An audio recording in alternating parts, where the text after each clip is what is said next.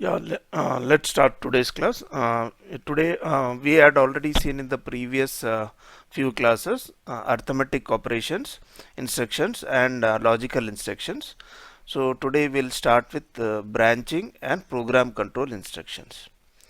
Okay, so the first branching operation which we are going to see is the jump group. Okay, so this allows the programmer to skip the program sections and branch to any part of the memory for the next instruction. That is, there is a code which is being written, and now you want to take a decision, and you want to branch out from that place and go to a memory location different from the very next code line. Okay, so you want to skip few lines and go to some other location. So that can be done with the help of the jump instruction. Okay, so there are two kinds of jumps. One is conditional jump. So that conditional jump is based on the arithmetic operation or logical operation which is done prior to that jump, and based on the bits available in the flag register, you make an jump, whether based on the flags which gets affected because of the arithmetic or logical operations done just prior to the jump instruction. So based on that, you make an whether to jump or whether to continue with the code. Okay, so that is known as the conditional jump. And loop is also a form of the conditional jump only, whereas you do the loop is kind of doing jump n number of times. Okay, so you have one more counter along with the jump. Okay, so that is known as loop. In conditional jump, these are some of the conditional jumps which we generally use. There are a lot of conditional jumps, but these are the ones which are generally used. Okay, jump if carry, jump if no carry, jump if 0, jump if not 0. So these carry and 0, they are all the status flags. We know what is the carry and 0 flags. Okay, so it will check these condition of these flags and accordingly make a decision whether to jump or not to jump. So you can have jump if parity, jump if no parity, jump if sign, jump if no. This is the sign bit, whether depends on whether the number is a positive number or a negative number. So you make a decision whether to jump or not. Jump if overflow or not overflow. And jump if carry register is 0. Okay, so that is also one. And jump if equal and jump if not equal. So these are some of the conditional jump statements. This is the entire list of uh, jump instructions. Okay, it has got now if you see here, this means jump if above. Okay, jump if above, it means it doesn't take into consideration sign bit, whether the data is signed or unsigned. It will take the data as an unsigned number.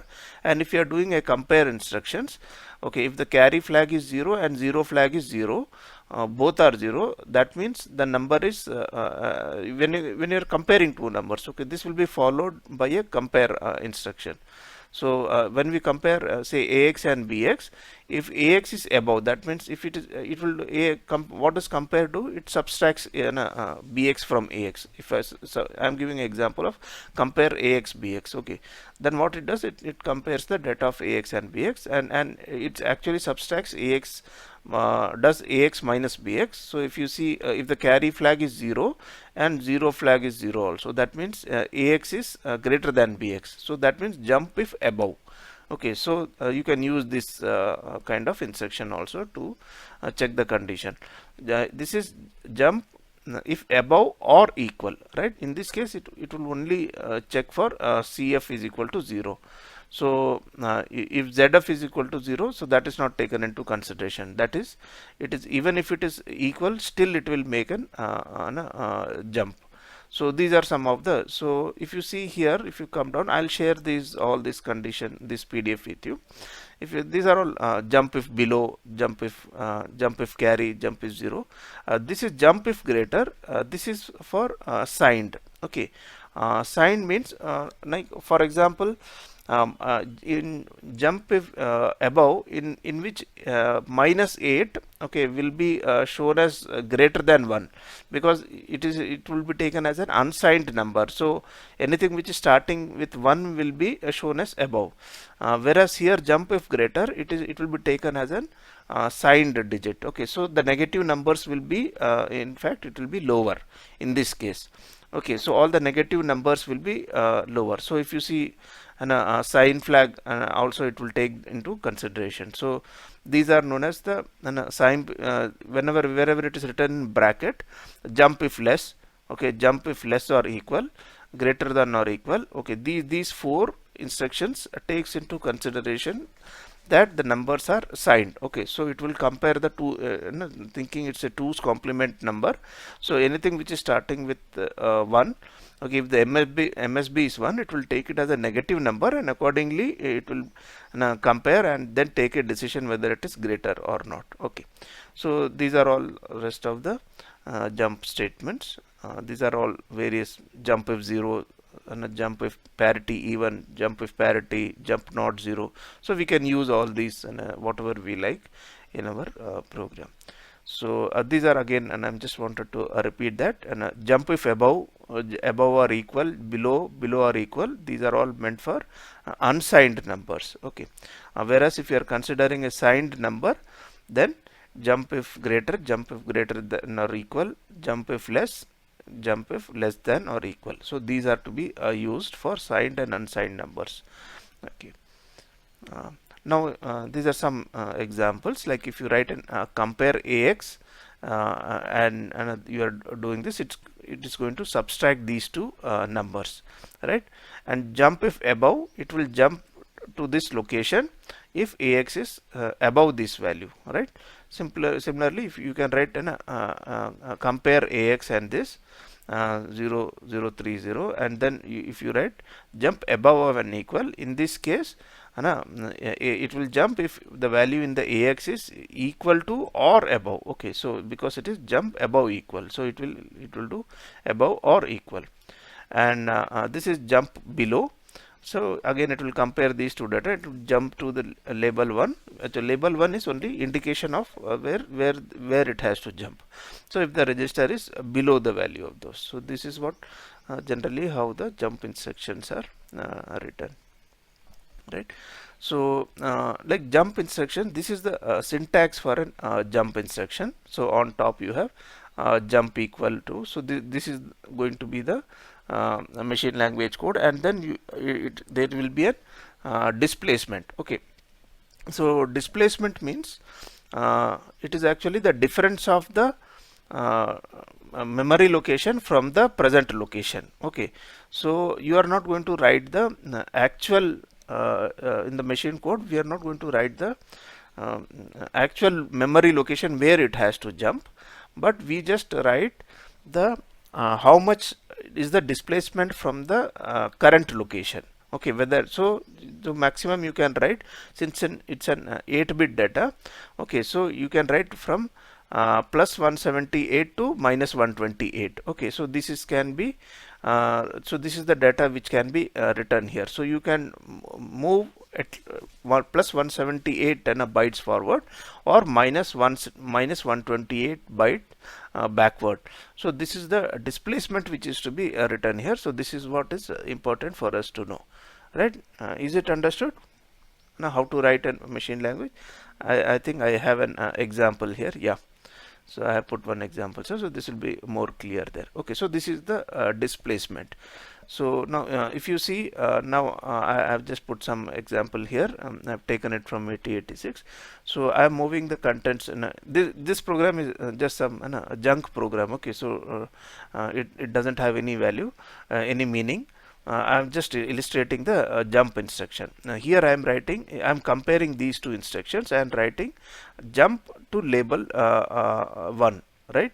And label 1 is here if this condition is met, right? So that means when I am writing here, how to write the machine code, that's what I want to illustrate here. So what is here, it is the jump is written out here, right? So it stands for an 74 is the code for jump. If you see jump, Okay, this is 7 and this is 4, so 74 out here, right? And label 1 is actually coming out here. Okay, move bx, so it has to jump 3 instructions. Okay, because this is 3 bytes of space, right? Because move bx, this takes 3 spaces, so it has to jump by 3 forward. So that is why it is written as 74 and 03 here. The opcode for jump label 1 is written as 7403. Is this clear to all of you? Anybody has got any doubts in this? Okay, so we don't have to do this. The compiler does that. So generally when we write in the assembly language, when we write, we give these instructions for the assembler. Okay, so that itself, that assembler is going to put these memory locations, and whenever it encounters a value, write JE and label 1, it automatically does that. So if you see here, it is written 74, and it's not the actual memory location which is written here, but the offset, because we are going to jump by 3. We are going to skip this particular instruction, and this instruction takes 3 bytes, and that is why it is written as 03. Okay, I have put one more example to show for a back jump. So in this case, if you see here, it is written move, and then some instruction is written comp, and then I am writing jump if equal to label 1. So I have to jump backside, right? So now if you see here, it has come here. Okay, this is 74. 74 is for the jump, and it is written, and the next is written F9, right? F9, what does F9 indicates?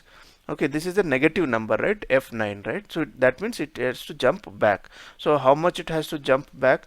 Label 1. So label 1 is is corresponding to bx. Okay, the bx is starting here, so it is here. So it is -6 actually. You have to go back -6. So -6 in 2's complement will be F9, right? So that is why it is written as F9 here, right? That means it has to move back by 6 bytes, right? The location has to jump back by 6 bytes. So the instruction pointer, so will go back by 6 points. So all this is going to actually affect the instruction pointer, right? All the jump commands are going to change the value of the instruction pointer. So this is going to decrement the instruction pointer by value 6, because it is F9, which is -6. Okay, I hope this is clear how this jump instruction works, right? So basically, this value DISP depends on the way we write our code. Because because the value to jump front or jump back depends on how many lines and how many bytes the You previous want to skip. instructions take. Yeah, each instruction takes, correct. So where do we want to jump? That memory location. Okay, so how far is that memory location from the present IP location, right? Whatever is the data in the present IP, right? And now what is the new IP address which has to be there? So it depends in between how many instructions are there. So and how many bytes they are going to consume. So depending on that, right? So it is going to take that, right? Okay, so Is there any way where we can specify the address to address in the code segment to directly jump to the direct address instead of this relative addressing? no, there is an unique advantage of doing indirect addressing. Like when you write a code, right? If you are writing a code out here, now you are taking this code and dumping into some other machine. Okay, suppose this is you have written a code in your laptop. You are taking that code and you are going to run it in somebody else's laptop. So in that case, okay, if you write a specific memory address, and that may not be the same specific address which the other machine will allot, right? But if you always do relative addressing, okay, so there will not be any problem, because you understood what is the advantage of having a relative Yes, sir. address. It will Understood. become machine independent. Okay, so it is always beneficial to write a code in this manner. So that is the reason all this. Okay, now another problem, there might be an excuse me, there might be an requirement of jumping beyond 128 or minus 128 or plus 170 127 memory byte location, right? In that case, and what we do is generally we write a jump instruction and we go to a memory location. In that memory location we will write an unconditional jump. Okay, and there in unconditional jumps you just write jump, and then you can specify where there it is possible to specify to move beyond 127. So once we see unconditional jump, then you will see that it is possible there. There is no restriction of plus 127 to minus 128. Okay, is this aspect understood? Okay, if at all you want to jump more than 127, so I can just write, okay, jump to some location. I put a label there. Okay, jump if not equal label 1, and in label 1 here I can write, okay, the first instruction which I can write is jump, just jump without jump or not if equal. Unconditional will be jump. Okay, it doesn't, and then I can specify some memory location there which is beyond 127. So whereas if you write conditional jump, jump if equal, jump if above and all, then there is a restriction of only plus minus 128 to plus 127, right? So this is conditional jump. Okay, now there we come to unconditional jump instructions. Okay, so these are there are three types of unconditional jump instructions. One is known as the short or the near jump, which is within the segment, like you don't change the data of the code segment. Okay, and in the code segment register. Okay, far or inter segment jump is you are going to change the segment itself. Okay, so you can go from one segment to other segment also. So that is the known as the far. Okay, and then within near and for the near and intra and far, there is something known as direct and indirect addressing also, right? Direct means you specify the offset value where how much it has to jump. Okay, and indirect you specify the where it has to jump through a register addressing. Okay, the same like we did for move. So this will be clear in few examples. Like move, we had direct addressing and indirect addressing. The same thing we have for near and far jumps also. We'll see that through an example here. Okay, so now the first one is the short jump. Short jump is very similar to the what we just saw. It is from minus 128 to 127. Okay, so this is the same thing. So the difference from the previous one is it is unconditional, right? Whenever it encounters this statement, it will not check what is the flag condition and all.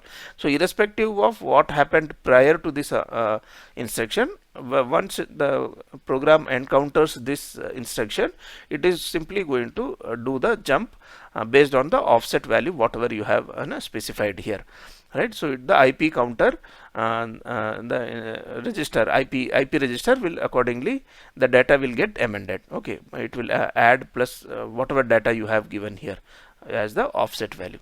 So this is the unconditional jump. Okay, direct within segment. This is the second one in fact. Now direct within segment, short.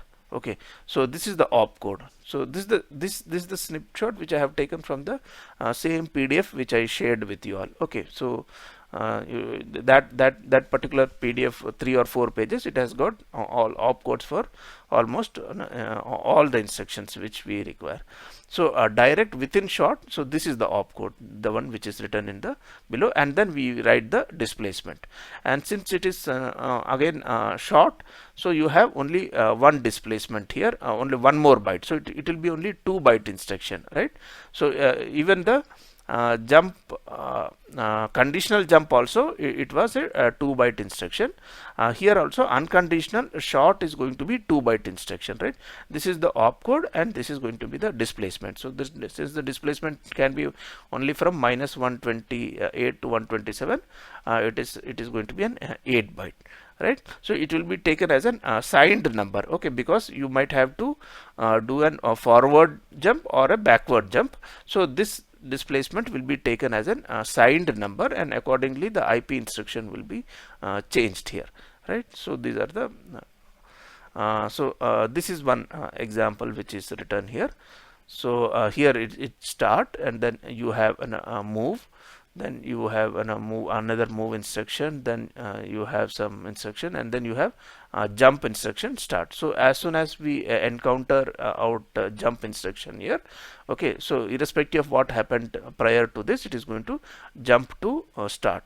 So if you see 0106 is the instruction IP for doing this particular instruction. So once you write this, it is going to be 108 the IP, but we don't want it 108, and instead we want to come to, so if you see here, so 8 bit, so 8 is the difference which is required here. So we have to write -8 in fact here. So -8 is represented by F8. Okay, so that is -8 is represented by F8 because we are doing a backward jump here by 8 bytes. Okay, and the opcode is EB, right? It's take from the previous slide. Opcode for this is unconditional jump, right? So this is E and this is B. So it's written here EB. So EB and then F8, that is you are going back by -8. Okay, so you're jumping back by 8 bits. So this is known as the short jump. So it's a 2-byte instruction. Okay, now near jump. Okay, the next one is near jump. It's a 3-byte instruction, and here the offset is ±32. So you can you have you can have an 16-byte 2-byte information, 16-bit information. So lower dispersion and higher dispersion. So this is known as an direct within segment. It is short is not written here, so that it means it is near. Okay, so you have to be careful in your exam. So if it is near, so when you're referring to this chart, it is not written near here. Okay, so you might make a note of it. So if it's not written near here, so it means it is near. Okay, so by default it is near out here. So this is the opcode for that. It's not the same as this. It is, so once this opcode is written, obviously there has to be 2 more bytes which should be written in front of this. Okay, these are, so the offset will be more than that. Okay, so it will be 3-byte information, 3-byte code, right? So now this we discussed already. Short and near jumps are relocatable because they are relative jumps. Okay, so even here it is relative because we are not giving the absolute value of the memory location, so that is why it is relative out here, right? So this is an example. If you see here, now I am jump from here, I am making an jump to forward out here, right? So the total difference from here to here, okay, is how much is the difference? If you see here, okay, it is 1A, and here it is going to be A, right? So you can make an opcode out here, an EB. Okay, so so the difference is going to be 1, right? So it is written EB. So for the short code, it is an EB. So you have written an EB and 10. It's a jump forward. Is it clear, this example? Okay, I am writing a jump instruction out here, right? So this is going to be, this is A, the next. Once I write this instruction, it is going to be A here, and I am going to jump to 1A here. It is forward here. So the difference out here is between 1A and A. The instruction is going, the difference is 1 of 1, right? 10. The difference is 10. So that is why I write EB. EB is for short jump. So I write EB and I write 10 out here, right? Now here I am writing, this is the jump. Again I am writing one more jump instruction. I am just illustrating this jump near. I am using an near. So this is the syntax for near. Okay, you write near PTR and then forward. So this PTR is also a form of the syntax. Okay, it is not just near forward. Jump near PTR and forward. Okay. Now although I can use a short one, just for illustration purpose I have written here jump near PTR. Okay, that not necessarily I have to use jump near here. I can use a jump command also here, but just for illustrating and showing how the opcode is written, so I have written jump near here forward. So if you see, this is going to be in this case it is going to be a 1 0 here, and I am going to jump to 1A, so the difference is going to be an A, right? So the opcode for jump near is E9. So I write E9, and then there has to be for jump near there has to be an 2 bytes of information, right? So it is 0 0 and 0A out here. Is this clear to all of you? Right? I can Yes, sir. yeah, I can instead of this jump near, had I written here just jump forward, then the code would have been EB and 0A. It would have been EB and 0A, and now instead of that, here I am writing jump near forward, and then it is writing, because then I have to specify the 2 bytes of information. Okay, the advantage it is in this particular example, otherwise the code would have been very lengthy, so I put just a small code to just to illustrate. But the advantage here is you can go beyond 127, you can go up to 256 bytes of jump. Okay, you can move your program further ahead, so that is the advantage. So that is why this code is so this is the advantage of that particular code, that you can have higher displacement values. Okay, that is known as the near jump. Okay, so once having done that, okay, now also you can have you can have an indirect addressing. Okay, you have something known as indirect here, right?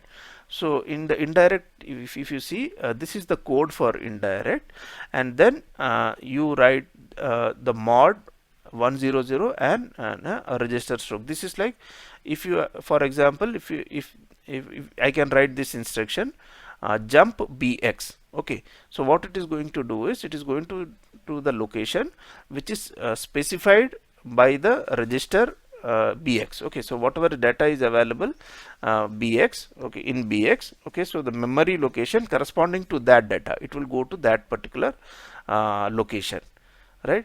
So it is going to be just in this case it is that it is going to go to that particular location. It is not going to compute the difference in value. Okay, it is not the offset, but it is going to that specific address, to whatever is being shown by bx. It is not going to move the IP by that many the difference from the present IP location, but it is going to take the IP to the location which is specified by bx. Okay, so that is the difference out here. So you have to be careful with these instructions, because if you use these kind of instructions when you are moving from one machine to other, so there could be a problem with this. Okay, so this is jump bx, right? So when you how to write a machine code, it's very simple. So this is an opcode for the jump. First for the first byte is going to be this, and then a mod, right? If it is mod, we read the mod operation for the move instructions, right? If it is 0 0, it is without any displacement, right? In this case there is no displacement, so mod will become 0 0 1 0 0, and whatever is for the 0 0, we have to see now what is the code for bx, right?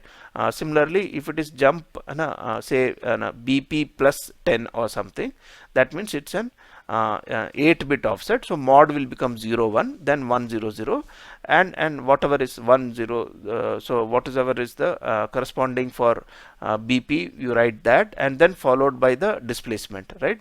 And then you use mod 1 0 whenever there is a 16-bit displacement. Suppose you write an si jump si plus 1000, right? So this will become 1 1, then 1 0 0, then rm you will have to specify for si, referring to that chart table which we all know, and then the 16-bit displacement. So these are all the way you can do indirect addressing also, right? So we should generally, in practical purpose, we should avoid these kind of